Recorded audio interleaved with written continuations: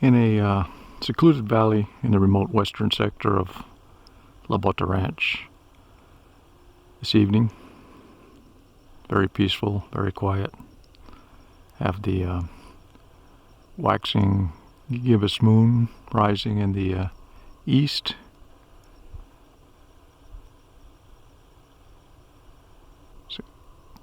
Jet airplane contrail just to its right. Beautiful little valley. I've often daydreamed of building a small home right here.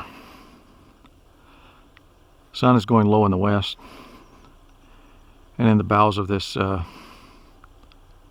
long dead mesquite tree right here, found something interesting. Just a little thing, but just shows that nature perseveres. So I can get a little closer to this. Surrounded by thick buffalo grass, so I have to watch out for snakes. Even though it's cool outside, there could still be some around. But take a look at that little tiny little prickly pear cactus that's somehow managed to take root in the boughs of this old mesquite tree. It's a tiny little thing, very resourceful. Just one of the wonders of nature. Without the interference of man, nature takes care of itself.